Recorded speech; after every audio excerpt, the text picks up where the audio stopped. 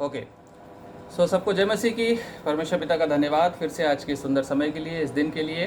प्रभु को मैं धन्यवाद देता हूँ कि यहाँ तक परमेश्वर ने सहायता और मदद की और सब प्रकार से हमें बचा के रखा। हमारे प्रकाशित वाक्य की पुस्तक के अध्ययन में, जैसा कि आप लोग जानते हैं, हम लोग 13वें अध्याय तक पहुँच गए थे और 13वें अध्याय के 3रे वचन से आगे आज हम लोग पढ़ेंगे।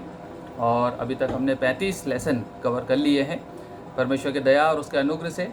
और इन 35 लेसन्स में हमने बहुत कुछ सीखा और समझा है। परमेश्वर की ओर से बहुत कुछ हमें बताया गया जो हमारे विश्वासी जीवन के लिए आवश्यक है। हमारी समझ और हमारे बुद्धि को बढ़ाने के लिए परमेश्वर ने हमारी सहायता की। आज हम लोग प्रकाशित वाक्य के पुस्तक के 13वें अध्याय के 3रे वचन से लेकर और 8वें वचन तक लेंगे अभी इस हिस्से में। और इस हिस्से को पढ़कर जो परमेश्वर का आत्मा हमें सिखाता है इस वचन में, उसको हम लोग सीखेंगे। प्रकाशित वाक्य उसका 13वां अध्याय और 3रे वचन से आगे 8वें वचन तक, 2 वचनों तक हम लोग पढ़ चुके हैं। 3रे से लेकर 8वें वचन तक आज हम पढ़ेंगे। यहाँ इस तरह से लिखा हुआ है, और मैंने उसके सिरों में से एक पर ऐसा भारी घाव लगा देखा मानो वह मरने पर है। फिर उसका प्राणघातक घाव अच्छा हो गया और सारी पृथ्वी के लोग उस पशु के पीछे अचंभा करते हुए चले। और उन्होंने अजगर की पूजा की, क्योंकि उसने पशु को अपना अधिकार दे दिया था। और यह कहकर पशु की पूजा की कि इस पशु के समान कौन है, कौन उससे लड़ सकता है। और बड़े बोल बोलने और निंदा करने के लिए उसे एक मुंह दिया गया और उसे 42 महीने तक काम करने का अधिकार दिया गया। और उसने परमेश्वर की निंदा करने के लिए मुंह खोला कि उसके नाम और उसके तंबू अर्थात स्वर्ग के रहने वालों की निंदा करे। और उसे यह अधिकार दिया गया कि पवित्र लोगों से लड़े और उन पर जय पाए। और उसे हर एक कुल और लोग और भाषा और जाति पर अधिकार दिया गया। और पृथ्वी के सब रहने वाले जिनके नाम उस मेमने के जीवन की पुस्तक में लिखे नहीं गए, जो जगत की उत्पत्ति के समय से घात हुआ है, उस पशु की पूजा करेंगे। परमेश्वर अपने वचन के पढ़े और सुने जाने पर आशीष दे। प्रियो, प्रकाशित वाक्य की पुस्तक का 13वां अध्याय बहुत इंपॉर्टेंट है, जैसा कि मैंने आपसे पहले भी बांटा था इस बात को। 13वां अध्याय जो है वो मुख्य रूप से हमें आने वाले समय के, अंत के दिनों के का जो खास प्रकाशन है वो है शैतान के स्वरूप के बारे में। शैतान किस प्रकार से इस दुनिया को रूल करेगा, किस तरह से विश्वासी लोग बहकाए जाएंगे, किस तरह से छोटी छोटी चीज़ों में कॉम्प्रोमाइज़ेस कर लेंगे, किस तरह से एक फॉल्स क्रिश्चियनिटी खड़ी हो जाएगी, और एंटी क्राइस्ट यानी कि शैतान का विरोधी और उसका गवर्नेंस, उसका स्वरूप किस प्रकार से काम करने लगेगा, इसके बारे में हमें सीखना है। इस 13वें अध्याय में हमने पहले 2 वचनों में काफ़ी कुछ देखा था, पिछले दिनों में सीखा था, और हमें समझ में आया होगा, मैं विश्वास करता हूँ कि एंटी क्राइस्ट के बारे में जो बातें वहाँ पर सिखाई गई, बताई गई हैं, उन बातों में परमेश्वर ने हमें बताया, हमें, ताकि हम अनजान न रहें, आने वाले शैतान की युक्तियों से हम अपरिचित न रहें, उसको समझते रहें। यहाँ पर हम जब 13वें अध्याय के 3रे वचन को पढ़ते हैं तो एक खास बात हमको समझ में आती है, और उसमें लिखा हुआ है, और मैंने उसके सिरों में से एक पर ऐसा भारी घाव लगा देखा मानो वह मरने पर है, मानो वह मरने पर है। फिर उसका प्राण घातक घाव अच्छा हो गया और सारी पृथ्वी के लोग उस पशु के पीछे पीछे अचंभा करते हुए चलने लगे। प्रियो, उसके सिरों में से एक प्राण घातक घाव की बात यहाँ पर परमेश्वर का वचन करता है। प्राण घातक घाव इस एंटी क्राइस्ट को हो गया, और ये प्राण घातक का मतलब है कि ऐसा घाव या ऐसी चोट या ऐसा नुकसान इसको हुआ कि ये मरने पर था, ये मरने पर था। और यदि हम स्पेसिफिकली यदि परमेश्वर के वचन से शब्दों पर गौर करें तो यहाँ पर लिखा हुआ है कि मानो वह मरने पर है। ध्यान से सुनिएगा, मानो वह मरने पर है। इसका मतलब क्या हुआ?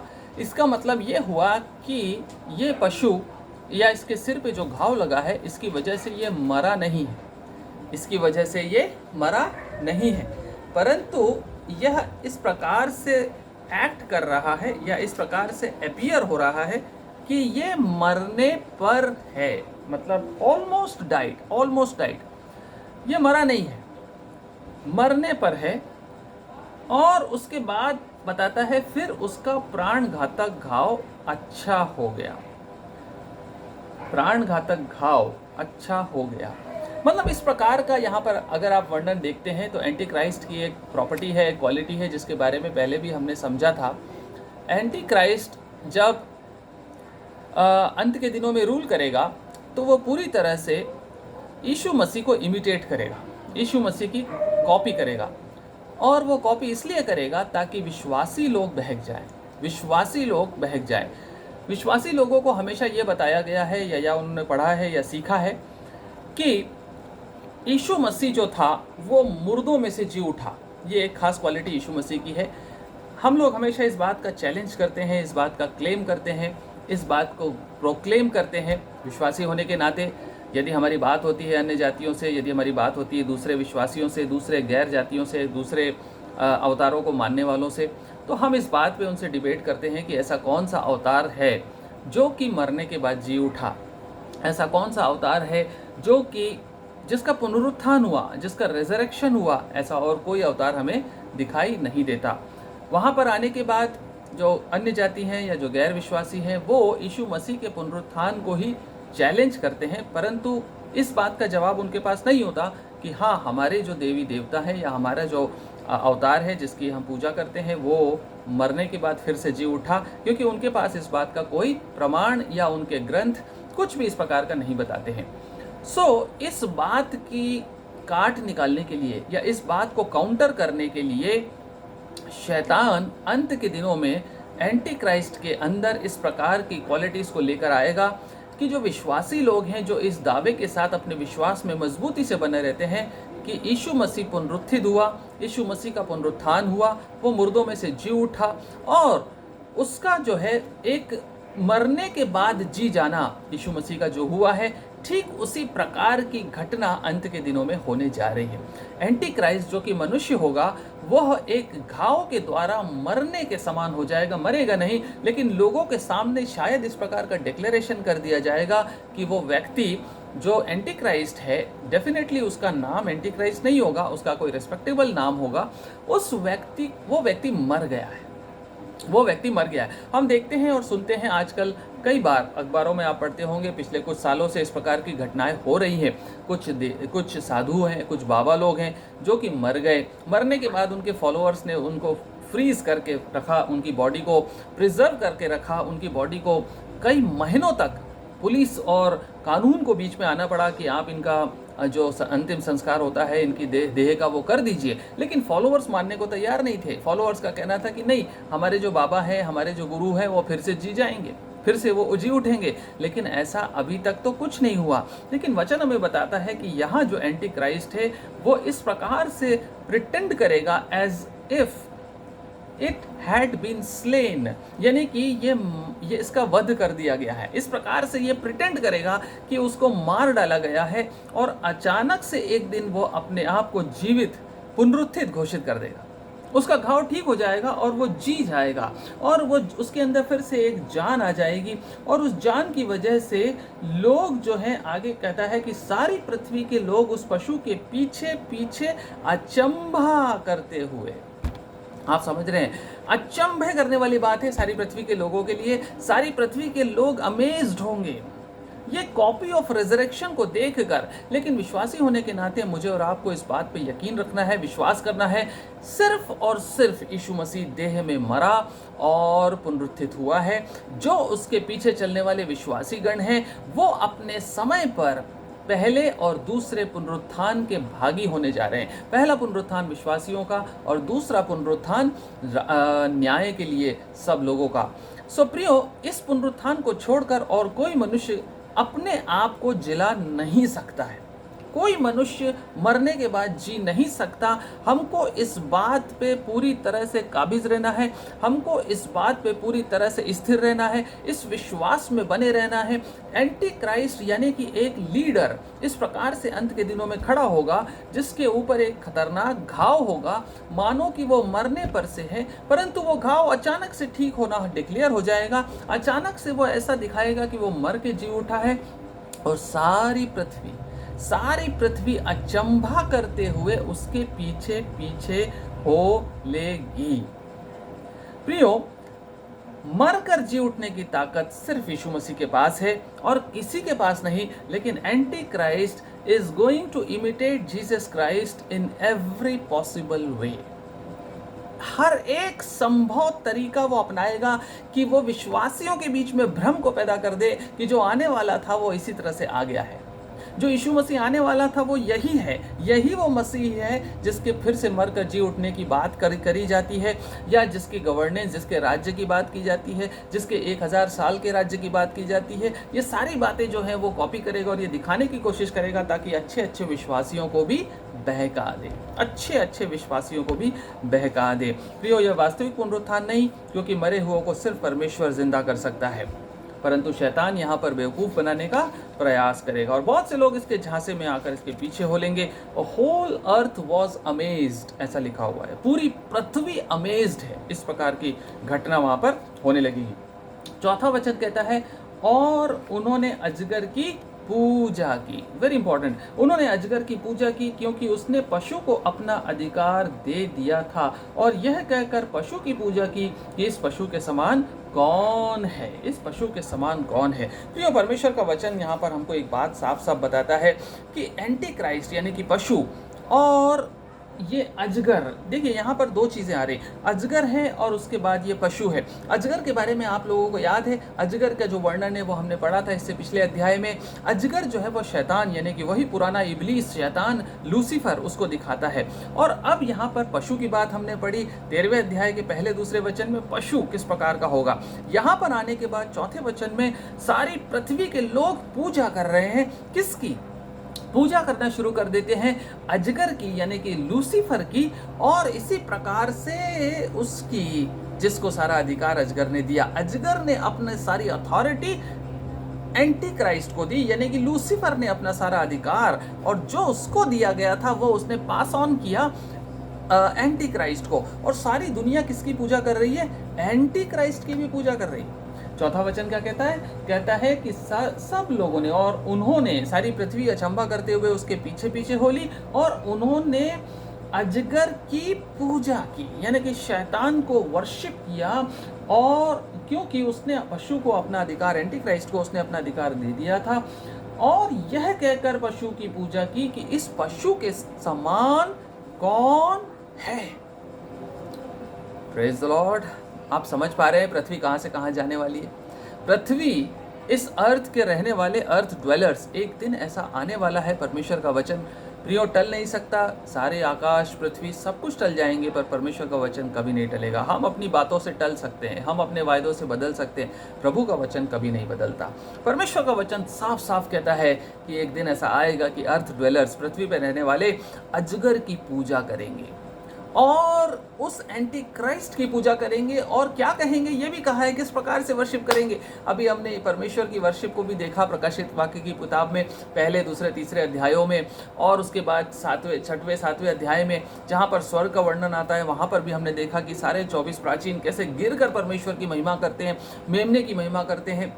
और परमेश्वर और मेमने की जिस प्रकार से महिमा हो रही, ठीक वैसे ही महिमा पृथ्वी पर रहने वाले लोग, ठीक वैसे ही महिमा पृथ्वी पे रहने वाले लोग शैतान और एंटी क्राइस्ट की करने जा रहे हैं। शैतान जो कि स्पिरिट है, जो पुराना इब्लीस, और एंटी क्राइस्ट जो कि मनुष्य स्वरूप में शैतान है, उसकी पूजा करने लगेंगे। और आपको पता है, यदि आप बैकग्राउंड में चलें तो शैतान का ओवरऑल टारगेट यही रहा है।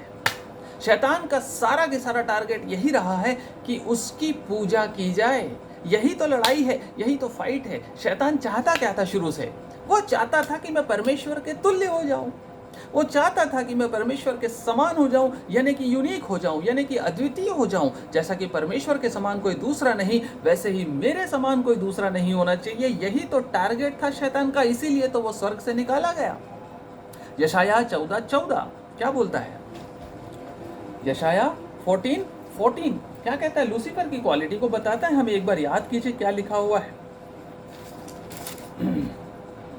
14:14 कहता है, मैं मेघों से भी ऊंचे स्थानों के ऊपर चढ़ूंगा, मैं मेघों से भी ऊंचे स्थानों के ऊपर चढ़ूंगा, मैं परम प्रधान के तुल्य हो जाऊंगा, मैं परम प्रधान के तुल्य हो जाऊंगा।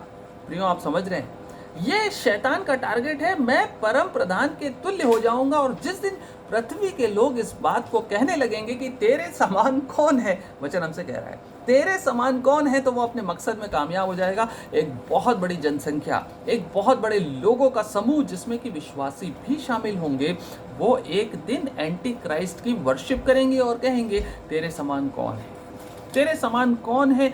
और यह यहाँ पर परमेश्वर ने, जब हम देखते हैं कि शैतान को सब प्रकार की बुद्धि, सुंदरता, योग्यता, सुपर नेचुरल गिफ्ट्स दिए थे, परंतु वो इससे संतुष्ट नहीं था, वो तो परमेश्वर के तुल्य बनना चाहता था। प्रियो आप जानते हैं, आज भी कुछ लोग शैतान को पूछते हैं, आज भी कुछ लोग शैतान को पूछते हैं।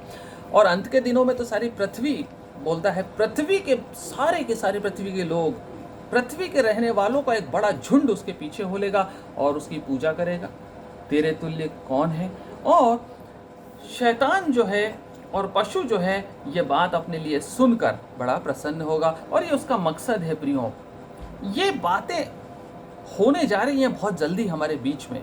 एंटी क्राइस्ट का उद्गम, उसका मंच पे आना बहुत निकट है, और जैसे ही वो आएगा ये सब बातें हमको दिखाई देने लगेंगी। बल्कि यदि आप थोड़ा सा यदि आप गौर करें तो आपको समझ में आ जाएगा कि अभी से इस प्रकार की प्रैक्टिस शुरू हो गई है। मैन वर्शिपिंग अनदर मैन, एक व्यक्ति एक दूसरे व्यक्ति की पूजा करने लगे, ये जो ट्रेंड है, ये एंटी क्राइस्ट की रूलरशिप के दिनों के आने वाले ट्रेंड का प्रिकर्सर है। अभी जो है ये शुरू हो चुका है। आप यदि देखना चाहें तो कितने लोग हैं जो हीरो वर्शिप में बिलीव करते हैं, कितने लोग हीरो वर्शिप के पीछे भाग रहे हैं। आज सारी दुनिया लोगों को भगवान बनाने पे तुली है, ईश्वर बनाने पे तुली है, किसी भी धर्म के हों, किसी भी जाति के हों। लेकिन आप इस ट्रेंड को देखेंगे, ये बढ़ता जा रहा है। किसी को जो है किसी खेल का भगवान बोला जाता है, शर्म नहीं आती लोगों को, वो उसको गॉड बनाते, गॉड ऑफ क्रिकेट। कोई जो है किसी सेलिब्रिटी को, किसी बॉलीवुड सेलिब्रिटी को किसी प्रकार का भगवान मानने लगे, उसकी पूजा करने लगे। आज नेताओं के मंदिर बनने लगे हैं। आप लोग अखबार पढ़ा करिए, क्योंकि बाइबल पढ़ने के बाद अखबार पढ़ना बहुत ज़रूरी है। बाइबल जो है वह परमेश्वर की योजनाओं के बारे में बताती है, और अखबार जो है वो परमेश्वर के कामों के बारे में बताता है।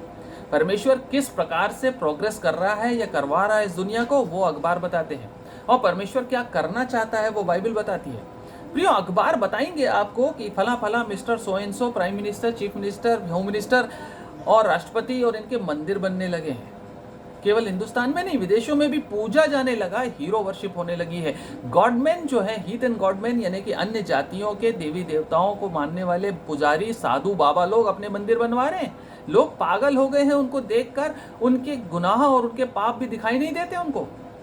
आप यदि ध्यान से देखें तो जिन लोगों के ऊपर व्यभिचार के आरोप लगे हैं, साधु बाबाओं के ऊपर व्यभिचार के आरोप लगे हैं, उनके फॉलोअर्स आज भी ये मानने को तैयार नहीं है कि हमारे जो बाबा या गुरु हैं वो व्यभिचारी हैं।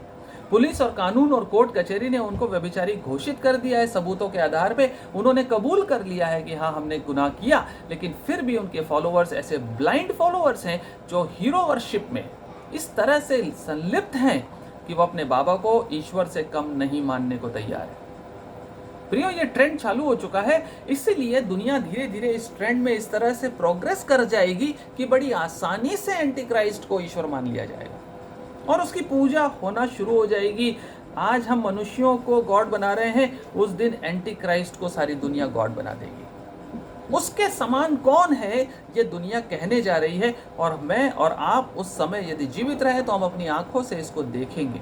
परमेश्वर का वचन कहता है कि लोगों ने उसकी आराधना की, और पहला यूहन्ना 2 अध्याय और 18वां वचन हमसे कहता है कि यह अंत का समय है।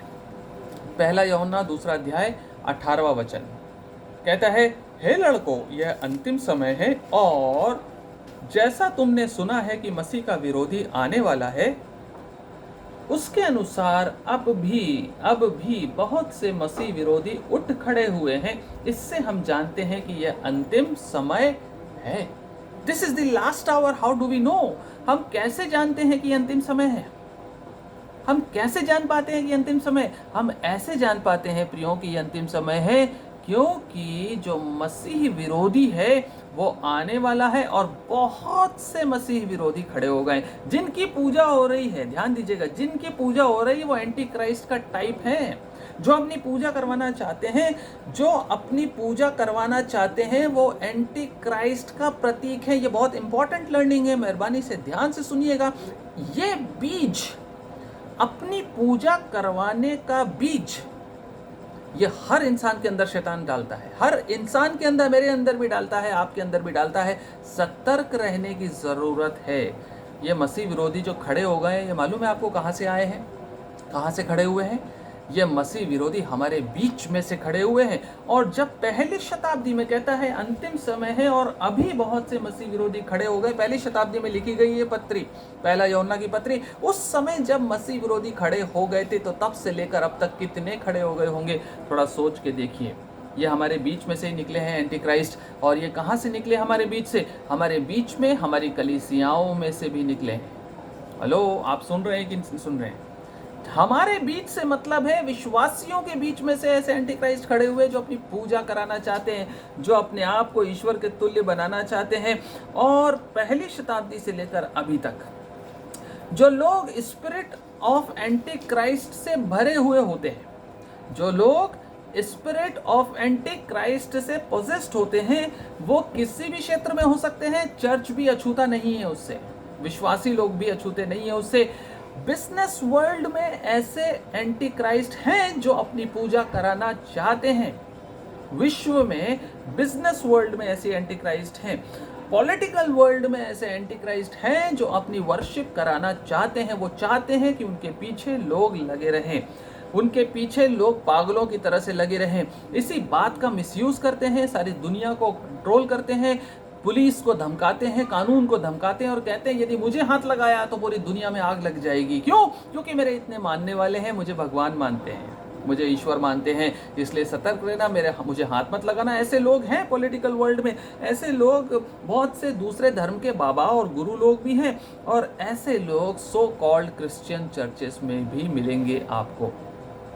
क्या मार्क है ये एंटी क्राइस्ट का? मुख्य पहचान एंटी क्राइस्ट के स्पिरिट की सबसे बड़ी पहचान क्या है? बहुत सारी पहचान है, परंतु इन सब में सबसे बड़ी पहचान यही है कि ये चाहते हैं कि दूसरे लोग उन्हें एडमायर करें। ध्यान से सुनिएगा, एंटी क्राइस्ट की स्पिरिट किसी मनुष्य के अंदर आप कैसे पहचान सकते हैं? यदि वो व्यक्ति ये चाहता है कि उसको लोग एडमायर करें और उसको एग्जॉल्ट करें, उसके काम या उसकी बड़ाई की जाए और उसको लोग पूजना शुरू करें। पूजने का मतलब वो पूजना कहेगा नहीं, लेकिन वो चाहेगा कि उसकी फैन फॉलोइंग बढ़ती जाए। इसीलिए बॉलीवुड में और सेलिब्रिटी वर्ल्ड में सबसे ज़्यादा एक इंसान जो मरता है वो इसीलिए मरता है जब उसका ग्लैमर खत्म हो जाता, जब उसकी फैन फॉलोइंग खत्म हो जाती, जब उसकी सेलिब्रिटी स्टेटस डाउन होता है, वो डिप्रेशन में चले जाता है, आत्महत्याएं करता है। क्यों? क्योंकि वो एंटी क्राइस्ट का जो स्पिरिट उसके अंदर है कि मेरे फैन फॉलोअर्स 1 करोड़ से घटकर 50 लाख कैसे हो गए, मेरे जो सब्सक्राइबर्स हैं, मेरे इंस्टाग्राम के, मेरे फेसबुक पेज के लाइक करने वाले यदि 3 करोड़ थे तो वो घट के 25,000 पे आ गए, यही उसकी मृत्यु है। यही जाकर वो डिप्रेशन में मर जाता है। ये एंटी क्राइस्ट का बीज है प्रियो। ये हम में से हर एक के जीवन में आता है। एक ऐसा चर्च, चाहे एक विश्वासी जन क्यों ना हो, यदि वो ये चाहता है कि उसे अर्थली ऑनर मिले, यदि उसके जमीन पे उसको सम्मान मिले, यदि वो ये चाहता है कि उसको पद मिले, यदि वो चाहता है कि उसको प्रतिष्ठा मिले, यदि वो चाहता है कि लोग उसके पीछे चलें, यदि वो चाहता है कि लोग वो कहे लोग माने आंख बंद करके बिना अपना रैशनल माइंडसेट यूज किए, तो आप मान लीजिए कि उस आदमी के अंदर एक एंटी क्राइस्ट की स्पिरिट आ चुकी है। ये 13वां अध्याय का 4था वचन साफ करता है कि जो कोई भी अपने आप को एडमायर कराना चाहता है, मैं आपको वार्न करना चाहता हूं Priyo, don't take me otherwise, please मुझे आप गलत मत समझिएगा, मेहरबानी से। परमेश्वर का वचन है और ये पढ़ते पढ़ते, समझते समझते परमेश्वर जो मुझे कहता है मैं आपसे कह देता हूं। एक बहुत बड़ा बीज लोगों के दिलों में परमेश्वर देख रहा है। विश्वासियों के जीवन में मैं बता रहा हूं, विश्वासियों के जीवन में एक बहुत बड़ा बीज इस सांप ने अपने अंडे को डाल दिया है। आप जानते हैं कहां पर डाला है? अपने आप को पसंद करवाने वाली जो चाहत है, अपने आप की पूजा करवाने वाली जो चाहत है, ये बीज हमारे अंदर सोशल मीडिया में आ चुका है। परमेश्वर ने बताया मुझे, मैं आपसे शेयर कर रहा हूँ। मुझे नहीं पता किसी के बारे में, किसी की व्यक्तिगत जीवन के बारे में, लेकिन यदि मेरे फेसबुक पेज पे मुझे लाइक्स की चाहत है, यदि मुझे मेरे व्हाट्सएप के स्टेटस के देखने वालों के नंबर देखने की चाहत है, यदि मैं व्हाट्सएप स्टेटस में अपना फोटो डालता हूं, या मान लीजिए कि कोई मुझे ऑनर किया गया, या मेरा प्रमोशन हुआ, या मुझे पैसा मिला, या मैंने घर खरीदा या कार खरीदी और उसका फोटो डालता हूं, और दूसरे दिन दूसरे घंटे से यदि मैं देखना शुरू कर देता हूं कि कितने लोगों ने मेरा स्टेटस देखा, तो आप ये मान के चलिए परमेश्वर के अनुग्रह से मैं इस बात को बोल पा रहा हूं कि एंटी क्राइस्ट का अंडा आपके अंदर पनपना शुरू हो गया है।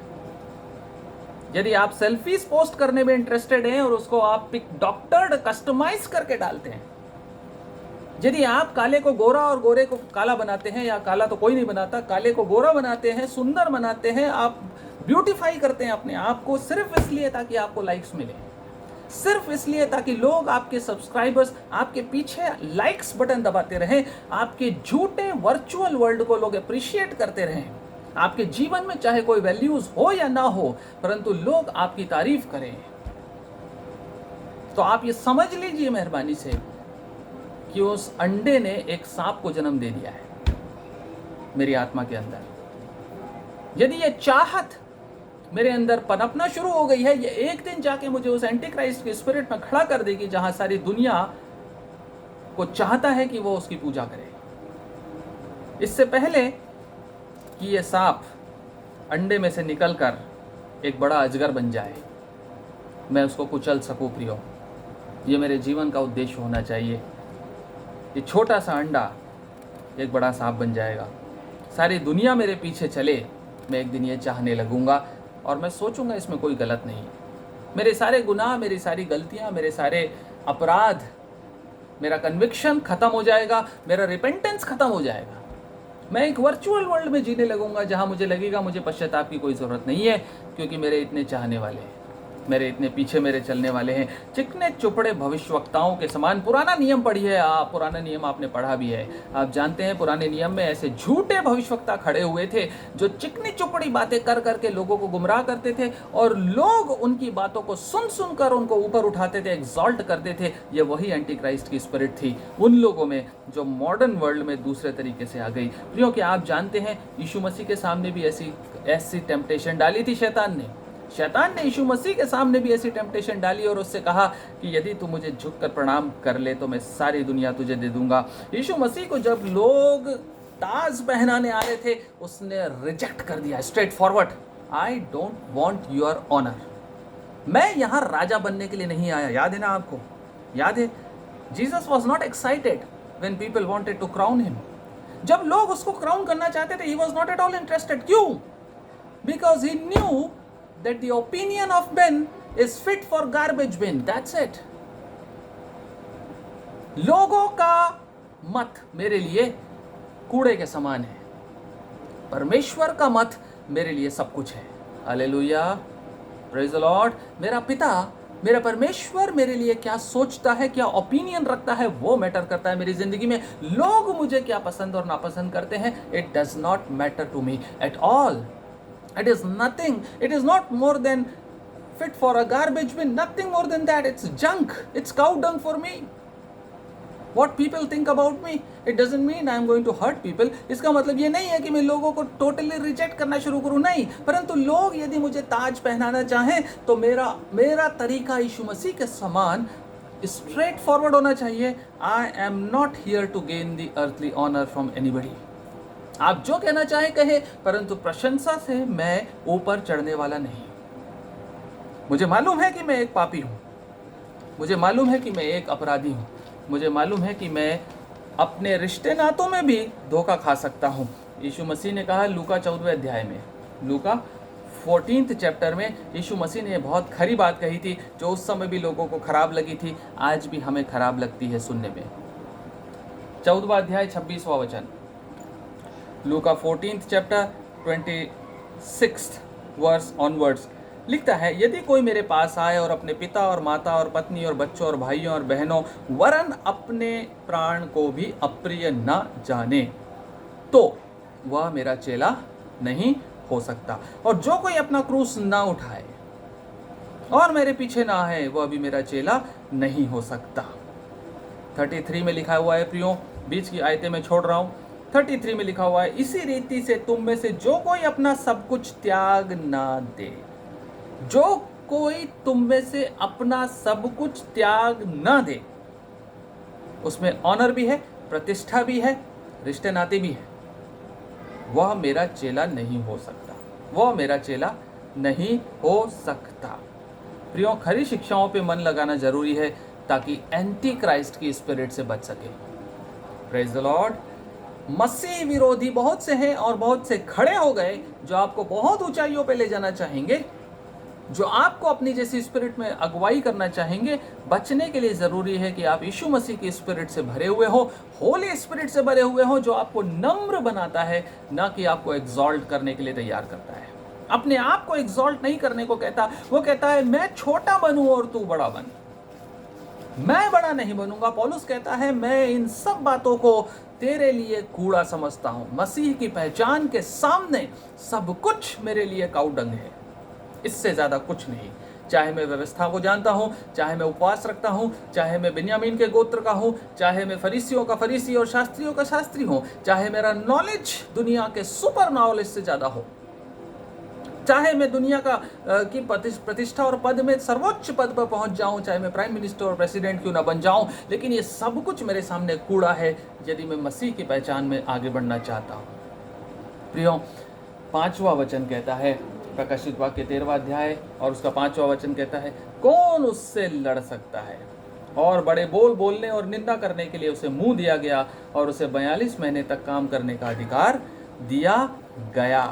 बड़ा बोल बोलने वाला मुंह। शैतान एंटी क्राइस्ट को परमेश्वर ने एक अधिकार दिया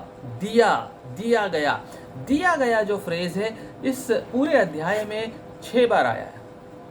दिया गया। यदि आप देखना चाहें कई जगहों पर है, मैं आपको 4 जगह बता देता हूं। 5वां वचन बताता है उसे अधिकार दिया गया। 7वां वचन बताता है और उसे यह अधिकार दिया गया। 14वां वचन बताता है और उन चिन्हों के कारण जिन्हें उस पशु के सामने दिखाने का अधिकार उसे दिया गया था। 15वां वचन बताता है और उसे उस पशु की मूरत में प्राण डालने का अधिकार दिया गया। इसका मतलब है कि उसके पास अपना कुछ नहीं था। He has no authority। उसके पास अपना कोई अधिकार नहीं था। उसको जो कुछ भी दिया गया वो परमेश्वर की ओर से दिया गया। एंटी क्राइस्ट अपने आप में जीरो है। He is a defeated enemy। हारा हुआ दुश्मन है, ऐसा परास्त शत्रु है जिसके पास अपना कोई अधिकार नहीं, परंतु उसे अधिकार दिया जाता है परमेश्वर की ओर से। और ये यीशु मसीह को इमिटेट करता है इन अधिकारों का इस्तेमाल करके। और यदि आपको याद हो 6वें अध्याय में सफ़ेद घोड़े का सवार आया था। सफ़ेद घोड़े का सवार जो है, वहाँ पर भी उस सफ़ेद घोड़े को सवार को आपको याद है क्या दिया गया था? उसको भी दिया गया था अधिकार, है ना? उसको भी अधिकार दिया गया था। इसी तरह से यहाँ पर भी जो एंटी क्राइस्ट है इसको भी अधिकार दिया गया। ये बात हमें कन्फर्म कराती है कि सब कुछ प्रभु के नियंत्रण में है और वही कुछ समय के लिए एंटी क्राइस्ट को अलाउ करता है। यानी कि सॉवरेन पावर, सुप्रीम पावर किसके पास है? परमेश्वर के पास है। और एंटी क्राइस्ट जो है टेम्पररी पावर लेकर बैठेगा और उसको जो दिया जाएगा वो परमेश्वर के द्वारा। दूसरी बात यहाँ पर सीखने की यह है कि उसको बड़े बोल बोलने और निंदा करने के लिए एक मुंह दिया गया। मुंह शब्द भी जो है कई बार यहाँ पर आता है। और आपको यहाँ पर एक शिक्षा जो सीखने की है प्रियो इस स्टडी में, वो ये है कि एंटी क्राइस्ट के स्पिरिट में जो दूसरा इंपॉर्टेंट पोर्शन है वो है मुंह।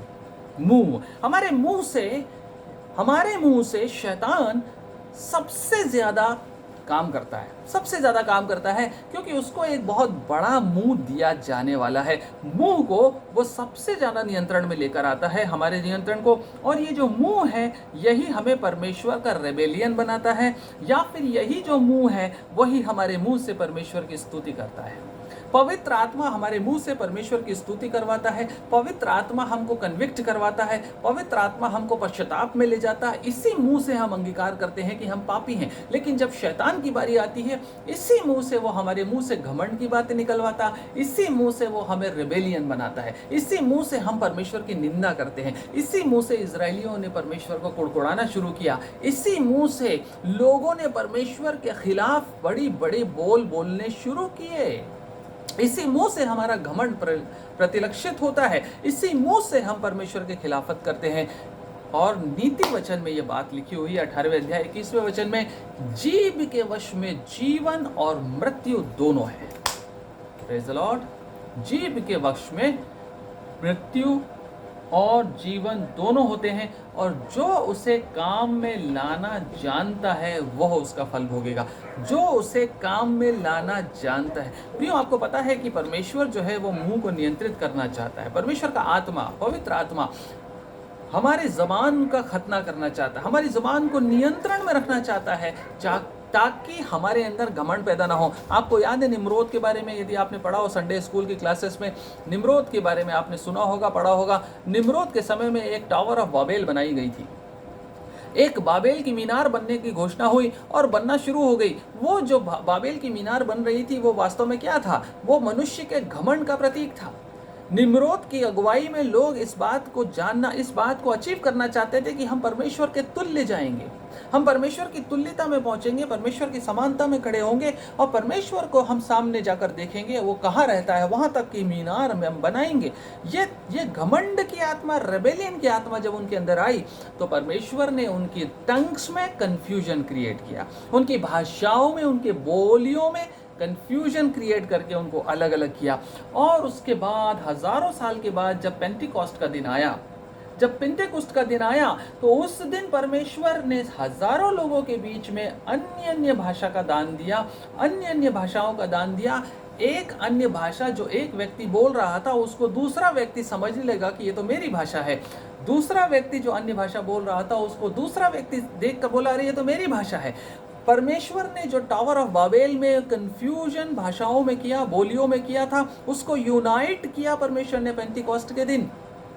पेंटिकॉस्ट के दिन परमेश्वर का आत्मा विश्वासी कलीसिया का निर्माण करता है, यूनाइट करता है। हमारे मुंह से हम परमेश्वर की महिमा कर सकते हैं, हमारे मुंह से हम घमंड की बातों में आगे बढ़ सकते हैं प्रियो, लेकिन परमेश्वर इन सब बातों का हिसाब रखता है। परमेश्वर इन सब बातों का हिसाब रखता है। हमने पहले भी सुना मत्ती 12:36 में, मत्ती 12वां अध्याय और उसके 36वें वचन में हमने पहले सुना हुआ है, आपको याद है, हर एक निकम्मी बात जो हम कहते हैं परमेश्वर उसका लेखा लेगा। हर एक निकम्मी बात जिसको हम कहते हैं परमेश्वर उसका लेखा लेगा। प्रियो, हर एक निकम्मी बात और स्पिरिट ऑफ एंटी क्राइस्ट को यदि कॉन्कर करना है तो इसको आप नम्रता से अपने मुंह को सुबह उठने के बाद सबसे पहले परमेश्वर के हाथों में सबमिट करें। बाय सबमिशन एंड ह्यूमिलिटी, जब हम अपने मुंह को परमेश्वर, अपनी ज़बान को हम प्रतिदिन परमेश्वर के हाथों में दे, प्रभु मेरे मुंह से कोई ऐसी बात ना निकलने पाए, जैसे अय्यूब कहता है कि मेरे मुंह से तेरी निंदा कभी ना होने पाए। परमेश्वर कुछ भी हो जाए लेकिन मेरा मुंह तेरे खिलाफ खुलने ना पाए, कुछ भी हो जाए लेकिन मेरी ज़बान तेरे विरुद्ध में कभी खड़ी ना होने पाए। प्रियो, हम अपने स्पिरिट ऑफ सबमिशन से, spirit of praise and thanks giving से परमेश्वर के प्रति आभारी और धन्यवादी मन हमारी जुबान से उसकी स्तुति निकलवाता, और यही एंटी क्राइस्ट के स्पिरिट को कॉन्कर करने का तरीका है। यदि हम अपनी बुद्धि, अपनी योग्यता, अपने नॉलेज से बोलना शुरू करेंगे तो हम बड़े बोल बोलेंगे, हम बड़े बोल बोलेंगे। और 6वां वचन कहता है कि उसने परमेश्वर की क्या की? निंदा की। और उसने परमेश्वर की निंदा करने के लिए मुंह खोला कि उसके नाम और उसके तंबू अर्थात स्वर्ग के रहने वालों की निंदा करे। स्वर्ग के रहने वालों की निंदा करता है यहाँ पर, स्वर्ग के रहने वालों की। यदि आप देखना चाहें, दानियल नबी की किताब में भी ये बात लिखी हुई है, हमने पिछली बार भी पढ़ा था। थोड़ा सा और आगे पढ़ते हैं, दानियल नबी की पुस्तक में 7वें अध्याय में यहाँ पर मुँह शब्द आता है बार बार, यहाँ पर भी मुँह शब्द आता है दानियल नबी की किताब में। और उसके 7वें अध्याय के 2, 5, 6वें वचन में यदि आप पढ़े तो वहाँ पर भी मुँह शब्द आता है, बार बार मुँह शब्द का वर्णन वहाँ पर आता है। दूसरा वचन कहता है, दानियल ने यह कहा, मैंने रात को यह स्वप्न देखा कि महासागर में चारों ओर आंधी चलने लगी। तब समुद्र, 5वां वचन, फिर मैंने एक और जंतु देखा जो रीछ के समान था और एक पांजर के बल उठा हुआ, और उसके मुंह में दांतों के बीच 3 पसलियाँ थीं। उसके मुंह में दांतों के बीच 3 पसलियाँ थी। और फिर कहता है इसके बाद दृष्टि की और चीते के समान एक और जंतु मिला, है ना, और उसके बारे में वर्णन आता है। प्रियो, इसी के यदि 8वें वचन को देखें दानियल नबी की किताब के 7वें अध्याय के 8वें वचन को हम देखें तो लिखा है, मैं उन सींगों को ध्यान से देख रहा था तो क्या देखा कि उनके बीच एक और छोटा सा सींग निकला और उसके बल उनमें पहले सींगों में से 3 उखाड़े गए। फिर मैंने देखा कि इस सींग में मनुष्य की सी आंखें और बड़ा बोल बोलने वाला मुंह था। बड़ा बोल बोलने वाला मुंह इसका था। 11वां वचन कहता है, उस समय उस सींग का बड़ा बोल सुनकर मैं देखता रहा। उस समय उस सींग का बड़ा बोल सुनकर मैं देखता रहा। दानियल कह रहा मैं देखता रह गया और देखते देखते अंत में देखा कि वह जंतु घात किया गया और उसका शरीर धधकती हुई आग से भस्म किया गया। 25वां वचन कहता है, और वह परम प्रधान के विरुद्ध बातें कहेगा, परम प्रधान के विरुद्ध बातें कहेगा और परम प्रधान के पवित्र लोगों को पीस डालेगा। प्रियो, मत्ती का 12वां अध्याय और 34वां वचन क्या कहता है? मत्ती 12:34 कहता है, जो कुछ हमारे मन में है वो हमारे मुंह से निकलता है। जो कुछ हमारे मन में है, जो दिल में है, वो हमारे मुंह से निकलता है। काश हमारे दिल परमेश्वर के प्रेम से भरे हुए पाए जाएं, ताकि परमेश्वर की नम्रता और परमेश्वर का सा स्वभाव हमारे मुंह से झलकने पाए। प्रियो, हमारे अंदर यदि होली स्पिरिट है, होली स्पिरिट का मार्ग अन्य भाषाएं नहीं है। अन्य भाषा बोलना होली स्पिरिट की प्रेजेंस को सर्टिफाई नहीं करता है। लोगों के साथ हमारी भाषाएं कैसी हैं वो होली स्पिरिट को सर्टिफाई करता है। हम किस प्रकार के शब्दों से नम्रता का प्रकटीकरण करते हैं, परमेश्वर की महिमा करते हैं अपने मुंह से। जब हमारे मुंह से निकलता है स्तुति और धन्यवाद निकलता है, या लोगों के लिए या परमेश्वर के लिए श्राप निकलता है। हमारे अंदर डेमोनिक स्पिरिट है, एंटी क्राइस्ट की स्पिरिट है या होली स्पिरिट है, ये बात हमारे मुंह से पता चलती है। यहाँ कहता है कि उसने बहुत ज़्यादा निंदा की परमेश्वर की और स्वर्ग में रहने वालों की। कौन है स्वर्ग में रहने वाले? जरा बताएंगे आप सोच के कि कौन है स्वर्ग में रहने वाले? अभी तक हम पढ़ रहे हैं पृथ्वी में रहने वालों ने उसकी पूजा की, पृथ्वी में रहने वालों ने ये किया, पृथ्वी के रहने वालों ने वो किया, हम पढ़ते आ रहे हैं। अब पहली बार यहाँ आ रहा है स्वर्ग में रहने वाले। स्वर्ग में रहने वाले कौन है? किसी को अंदाज कोई बता सकता है? स्वर्ग में रहने वाले कौन है? स्वर्ग में रहने वाले कौन है? स्वर्गदूत हैं और वो 24 प्राचीन हैं और वो 4 प्राणी हैं, वो सब हैं, ये सब हैं। और क्या है स्वर्ग में रहने वाले? जानते हैं आप? हेवन ड्वेलर्स कौन है? हेवन ड्वेलर्स मैं और आप हैं। हेवन ड्वेलर्स स्वर्ग में रहने वाले और कोई नहीं परंतु प्रभु की कलीसिया है। क्यों? इफिसियों की पत्री यदि आपने पढ़ी हो ध्यान से, वहाँ लिखा हुआ है 2 अध्याय के 6वें वचन में कि उसने मसीह के साथ हमें मरे हुओं में से जिलाया और अपने साथ हमें स्वर्गीय स्थानों में बैठाया। हेलो, आपको याद है कि नहीं? कलीसिया इस सम्मान को पाने वाली कलीसिया है कि वो स्वर्गीय स्थानों में परमेश्वर के साथ बैठती है। मैं और आप जो डिसाइपल्स ऑफ जीसस क्राइस्ट हैं, हम स्वर्ग में रहने वाले, हम यहाँ के निवासी नहीं हैं। वचन कहता है हम परदेसी हैं, हमारा निवास स्थान वहाँ है। और शैतान जानता है कि कुछ लोग उसके इस सारे प्लान को पेनिट्रेट करके, डिस्ट्रॉय करके और वहाँ तक पहुँच रखते हैं। और वो लोगों की वो निंदा कर रहा है, अपनी डिफीट को देखकर खिसिया रहा है, चिड़चिड़ा रहा है और निंदा कर रहा है उन लोगों की जिन्होंने उसकी पूजा नहीं की, जिन्होंने उसके सामने घुटने टेके ही नहीं। उन लोगों की वो निंदा कर रहा है और कह रहा है ये निंदा के लायक हैं, ये बुरे हैं, ये गंदे हैं। स्वर्ग में रहने वाले जो परमेश्वर के साथ स्वर्गीय स्थानों में निवास करने जा रहे हैं, आत्मिक रूप से आप मैं आज भी परमेश्वर के साथ स्वर्गीय स्थानों में, जब हम प्रार्थनाएं करते हैं स्वर्ग में सुनी जाती हैं, प्रार्थनाएं करते हैं हमारी एक्सेस स्वर्ग तक होती है। परमेश्वर तक हमारी जो पहुंच है, उस पहुंच को शैतान भी रिकॉग्नाइज करता है और निंदा करता है। और 7वें वचन में कहता है प्रियो,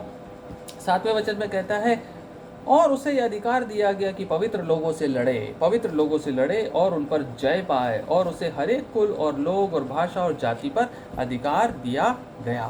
प्रियो, संत लोग जो हैं इनके खिलाफ लड़ने के लिए उसको अधिकार दिया जाएगा। विश्वासियों के खिलाफ लड़ने के लिए उसको उसको अधिकार दिया जाएगा कि वो लड़े। और इससे यहाँ पर एक और चीज़ कंफर्म होती है इस सेंटेंस से, इस बात से, एंटी क्राइस्ट के टाइम पर, एंटी क्राइस्ट जब रेन करेगा, जब रूल करेगा इस दुनिया में, उस समय विश्वासी लोग पृथ्वी पर रहेंगे। इसका मतलब है कि जो रैप्चर है वो एंटी क्राइस्ट के बाद में है। एंटी क्राइस्ट विश्वासियों के खिलाफ लड़ाई करेगा, बॉर्न अगेन क्रिश्चियंस के खिलाफ, जिन्होंने परमेश्वर में, यीशु मसीह में नया जन्म पाया, उन विश्वासियों के खिलाफ जो उसकी आराधना नहीं करेंगे, जो किसी भी कीमत पे तैयार नहीं होंगे कि हम तुझे सजदा करें या तेरी आराधना करें, हम सच्चे परमेश्वर की आराधना करते हैं, ऐसे लोगों के खिलाफ वो लड़ेगा। और ये पोस्ट ट्रिब्यूलेशन थ्योरी यहाँ पर कंफर्म होती है। परमेश्वर के लोग एंटी क्राइस्ट के समय में रहेंगे और उसका सामना करेंगे। शैतान उनके शरीरों को हानि पहुंचाएगा पर आत्मा पर जयवंत नहीं हो पाएगा। And that too with the permission of God, परमेश्वर की अनुमति से ऐसा हो पाएगा। और इसका वर्णन दानियल नबी की किताब में 7वें अध्याय में आता है। यही बात दानियल नबी की किताब के 7वें अध्याय के 19 से 25 के बीच में आती है, जहाँ पर लिखा हुआ है, तब मेरे मन में यह इच्छा हुई कि उस चौथे जंतु का भेद भी जान लूं, जो अन्य तीनों से भिन्न और अति भयंकर था, जिसके दांत लोहे के और नख पीतल के थे। वह सब कुछ खा डालता और चूर चूर करता और बचे हुओं को पैरों से रौंद डालता था। फिर उसके सिर के 10 सींगों का भेद, और जिस नए सींग निकलने से 3 सींग गिर गए, अर्थात जिस सींग की आंखें और बड़ा बोलने वाला मुंह और सब अन्य सींगों से अधिक भयंकर था, उसका भी भेद जानने की मुझे इच्छा हुई। फिर मैंने देखा कि वह सींग, देखिए यहाँ कहता है, फिर मैंने देखा कि वह सींग पवित्र लोगों के संग लड़ाई करके उन पर उस समय तक प्रबल भी हो गया, जब तक वह अति प्राचीन न आया और परम प्रधान के पवित्र लोग न्यायी न ठहरे और उन पवित्र लोगों के राज्याधिकारी होने का समय न आ पहुंचा। उसने कहा, उस चौथे जंतु का अर्थ एक चौथा राज्य है। प्रियो, 24वां वचन कहता है, उन 10 सींगों का अर्थ यह है कि उस राज्य में से 10 राजा उठेंगे और उनके बाद उन पहलों से भिन्न एक और राजा उठेगा, जो 3 राजाओं को गिरा देगा। और वह परम प्रधान के विरुद्ध बातें कहेगा और परम प्रधान के पवित्र लोगों को पीस डालेगा और समयों और व्यवस्था के बदल देने की आशा करेगा। वरन 3.5 काल यानी कि 3.5 साल तक वे सब उसके वश में कर दिए जाएंगे। विश्वासी लोगों को एंटी क्राइस्ट के हाथ में परमेश्वर सौंप देगा। एंटी क्राइस्ट उनको पीस डालेगा, उनको हराएगा, शारीरिक रूप से उनके ऊपर जयवंत होगा। और 3.5 साल, ये भी लिखा हुआ है कि ये दशा 3.5 साल तक के लिए अलाउ की जाएगी परमेश्वर की ओर से। और लिखा हुआ है ना, अभी हमने पढ़ा कि 26वें और 27वें में हमने पढ़ा, 22वें वचन में हमने पढ़ा कि ये कब तक होगा, ये तब तक होगा जब तक कि परम प्रधान ना आ जाए। परम प्रधान का पुत्र जिस दिन प्रकट होगा, उस दिन वो सब कुछ अपने वश में कर लेगा और इस एंटी क्राइस्ट के राज्य को समाप्त करेगा और उसके बाद इसके ऊपर जयवंत होगा। और परमेश्वर के पवित्र लोग न्यायी ठहरेंगे, यीशु मसीह के साथ उसके 1000 वर्ष के लिए वो लीड करेंगे और वो राज्य करेंगे। ये डिसाइपल्स ऑफ क्राइस्ट जो अंत तक ठहरे रहेंगे, धीरज धरे रहेंगे, वो इसके ऊपर प्रबल होकर और अपने विश्वास में मजबूत रहेंगे, उनको यीशु मसीह के आने के बाद रिवॉर्ड मिलेगा। और 8वां वचन क्या कहता है, और पृथ्वी के सब रहने वाले जिनके नाम उस मेमने के जीवन की पुस्तक में लिखे नहीं गए, जो जगत की उत्पत्ति के समय से घात हुआ है, उस पशु की पूजा करेंगे। उस पशु की पूजा करने वालों के बारे में साफ साफ लिखा हुआ है, वे लोग जिनके नाम जीवन की पुस्तक में नहीं लिखे गए। प्रियो, फाउंडेशंस ऑफ द वर्ल्ड से लेकर क्या हुआ है, मेमना यहाँ पर बताता है हमको कि वो मेमना जो जगत की उत्पत्ति से पहले घात हुआ था, यानी कि यीशु मसीह का क्रूसिफिकेशन या यीशु मसीह का क्रूस पे मरना अनादिकाल से तय था। मनुष्य के बनाए जाने से पहले यीशु मसीह का क्रूस पे चढ़ाया जाना तय हो चुका था। परमेश्वर ने आदम के गुनाह को सरप्राइज के रूप में नहीं लिया। परमेश्वर को के लिए कोई नई बात नहीं थी कि आदम ने गुनाह किया, परंतु परमेश्वर ने इसके लिए पहले से योजना बना रखी थी कि एक मेमना जो है वो घात किया जाएगा और उसके जीवन की पुस्तक में उसने लोगों के नाम लिख रखे थे। इफिसियों 1 अध्याय 4 वचन कहता है कि हमारे नाम जगत की उत्पत्ति से पहले रखे गए हैं। कितना कंफर्टिंग है ये, कितना आरामदायक है ये सुनना कि परमेश्वर ने मुझे जगत की उत्पत्ति से पहले, इसका मतलब है कि जब आदम भी नहीं बना था उससे पहले परमेश्वर मुझे जानता है। Praise the Lord. और मैं यदि उसकी स्तुति, शैतान और एंटी क्राइस्ट की स्तुति नहीं करता तो मेरा नाम जीवन की पुस्तक में वहां से लिखा हुआ है जगत की उत्पत्ति से पहले।